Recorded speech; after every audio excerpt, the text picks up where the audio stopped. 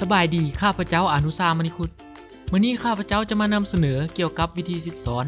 ซึ่งวิธีสิสอนในมื้อนี้แม่นการสอนแบบการแก้ปัญหา SSCS ก่อนอื่นเราจะมาเว้าถึงประวัติความเป็นมาของมันก่อนเนาะ SSCS เป็นรูปแบบการสอนที่พัฒนาขึ้นในการสอนการแก้ปัญหาโดยการนำกระบวนการทางวิทยาศาสตร์มาประยุกต์ใช้กับการแก้ปัญหาซึ่งพัฒนาขึ้นโดยฟิซินีเซฟพาสันและอาเบลซึ่งการสอนโดยใช้รูปแบบ SSCS นี้ร่วมการสอน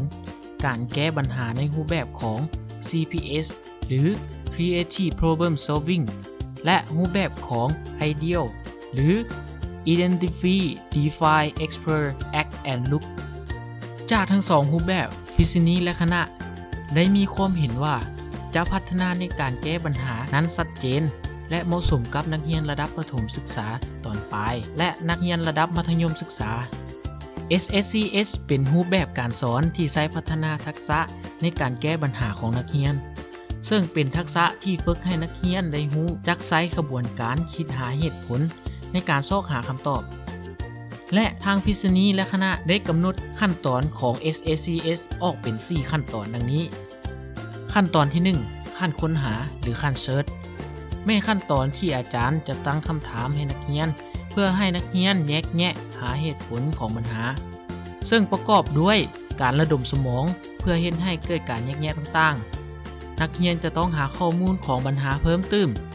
จากนิตยสารวารสารหรืออินเทอร์เน็ตก็ได้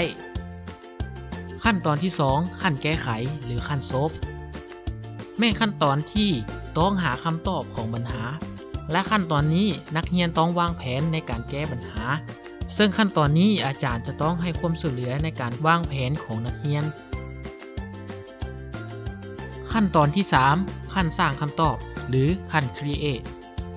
ขั้นตอนนี้หมายถึงการนำเอาข้อมูลที่ได้จากการแก้ปัญหาหรือคำตอบที่ได้มาจัดให้อยู่ในรูปของคำตอบที่สามารถอธิบายให้เข้าใจง่ายขั้นตอนที่ 4 ขั้นสนทนาและแลกเปลี่ยนความคิดเห็นหรือขั้นแชร์ขั้นตอนนี้เป็นขั้นตอนที่นักเรียน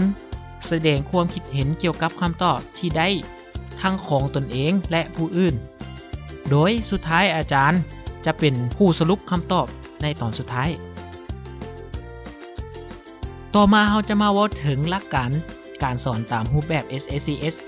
1. ผู้สอนจะต้องให้ความช่วยเหลือในทุกขั้นตอน 2. ผู้สอนจะต้องช่วยเหลือผู้เรียนในการวางแผนแก้ไขปัญหา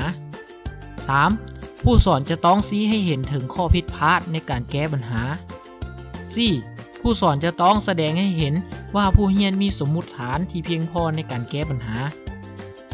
5. ผู้สอนจะต้องเปิดโอกาสให้ผู้เรียนได้แสดงความคิดเห็นอย่างเต็มความสามารถการนำเสนอของข้าพเจ้าก็จบลงแต่เพียงเท่านี้ขอขอบใจ